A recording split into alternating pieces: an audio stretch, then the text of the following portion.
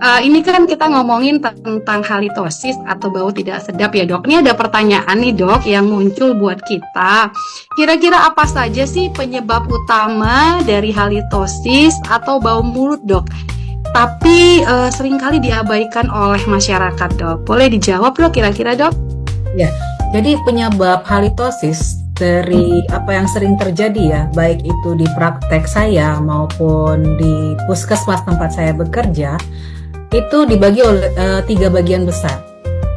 Satu, yang paling sering itu adalah penyebabnya gigi berlubang atau gigi yang sudah mengalami pembusukan, terutama semakin besar busuknya dia semakin bau. Nomor 2, penyakit gusi. Dibagi 2 karena gingivitis atau periodontitis. Gingivitis itu apa? Dia ada penyakit gusi yang biasanya kalau kita ukur kedalaman kantongnya sekitar 2-4 mili. Tapi kalau periodontitis biasanya sudah melibatkan tulang yang menyangga gigi, itu kalau kita ukur bisa 6-8 mili dari kantong gusinya. Nah, yang ketiga yang tidak terlalu banyak itu karena penyakit bawaan dari tubuh. Misalnya yang paling sering adalah diabetes dan asam lambung yang sering terjadi di masyarakat. Dan 3 hal ini aja yang paling besar sebenarnya yang terjadi halitosis di masyarakat. Wow, kali ini kayaknya teman-teman juga sama kayak Ika ya. Yang poin ketiga, selama ini Ika sendiri nggak tahu kalau ternyata bau mulut itu disebabkan juga oleh diabetes teman-teman ya. Jadi bersyukur sekali ya hari ini kita boleh dapat pengetahuan. Nah, ini adalah pertanyaan lagi. Bagaimana nih caranya dok membedakan halitosis sementara dengan halitosis kronis? Kalau halitosis yang sementara, dia biasanya ya ketika kita merasa bau udah nggak enak di mulut, lalu kita gosok gigi, lalu kumur-kumur dengan larutan penyegar atau oral mouth ya, mouthwash, itu biasanya udah hilang. Ya kan?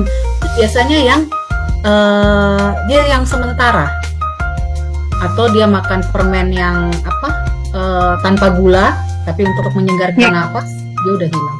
Tetapi kalau yang kronis itu biasanya kita udah melakukan SOP kebersihan mulut oral hygiene yang biasa, yaitu menyikat gigi pakai mouthwash atau makan permen tanpa gula ya untuk menyegarkan mulut, tetap tidak hilang-hilang.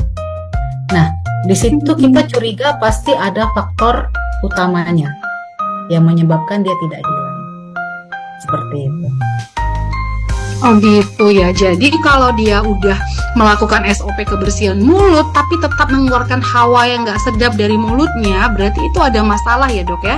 Tadi contohnya itu kayak masalah penyakit gula gitu ya dok ya. Gigi berlubang itu kira-kira dok ya. Nah, kalau untuk misalnya nih dok, kita nih gigi kita nggak berlubang gitu dok, tapi mulut kita bau, berarti kita harus periksa kesehatan gitu kira-kira ya dok ya. Siapa tahu ada masalah di tubuh kita ternyata gitu dok ya.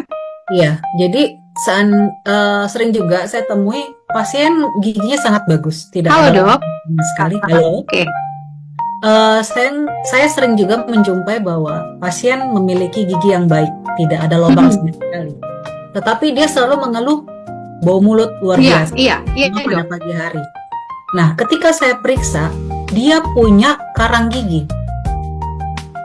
Dia punya karang gigi, lalu dia bilang, saya udah dibersihkan kok karang giginya sama dokter tertentu dan baru 1 bulan misalnya ya. Tetapi banyak masyarakat yang tidak sadar bahwa karang gigi itu ada supragingiva di atas gusi, ada subgingiva di bawah gusi.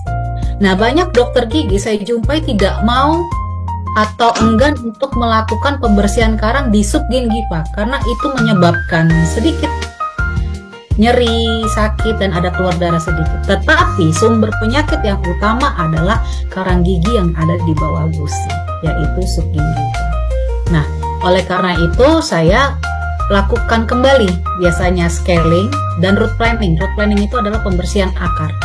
Tetapi kita harus berencana ya, jangan sampai dia sampai berdarah-berdarah kayak gitu kan.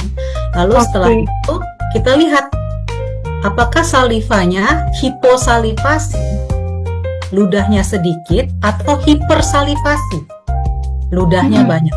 Kalau hipersalivasi, ludahnya banyak, ya nggak apa-apa, berarti bagus. Tapi kalau hiposalivasi, Ya. yaitu ludah yang diproduksi sedikit, Mhm. kalau dia pada usia lanjut usia, itu hal wajar, ya kan?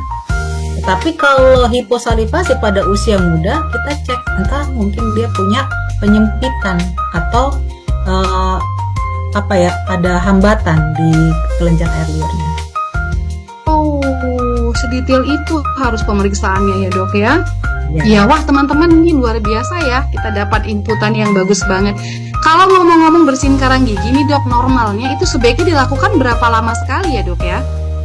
Kalau membersihkan karang, jika dokternya melakukan subgingiva dan supragingiva di atas maupun di bawah gusi sampai kantong gusinya bersih, dan jika dia bukan perokok, ya, bukan perokok, dia bisa melakukannya 6 bulan atau sampai 1 tahun sekali.